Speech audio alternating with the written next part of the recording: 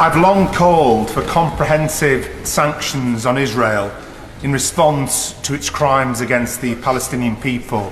So the sanctions against two far-right ministers are a step in the right direction. But Israel's war crimes are about far more than a couple of bad apples. So much more needs to be done. When Russia invaded Ukraine, over 2,500 sanctions were rightfully imposed on Russia. So I say to the Foreign Minister, isn't it now time for Russia-style sanctions on Israel to help stop the genocide? I had expected to hear something constructive. What we've actually heard is the sanctioning of two people. The United Kingdom government could unilaterally recognise Palestine. The United Kingdom government could show the world a lead. And above all, the government could, as an absolute priority, negotiate the delivery of food and water and medicine to women and children who in Palestine are starving, through the route from Larnaca direct into Gaza.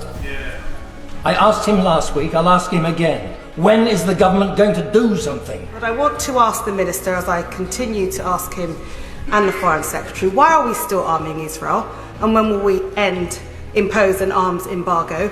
When will we ban goods from settlements? Can you reassure the House and all of those that are very concerned about this issue that the United Kingdom government has not done some grubby deal behind the scenes with the American administration, trading this particular set of sanctions today and saying no to recognition in New York next week? Two sanctioned ministers have been enabled by Prime Minister Netanyahu, who is himself subject to an International Criminal Court arrest warrant. I wonder what the government are going to do to make sure that is properly pursued. Deputy Speaker, the Minister laid out with some passion the dystopian hell that Gaza has become and the unfolding or ongoing disaster in the West Bank.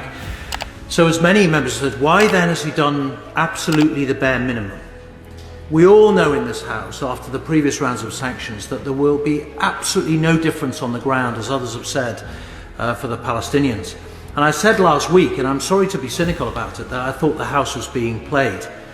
My confident prediction now, given this announcement, is that recognition, which was being advertised for the conference next week, is now off the table.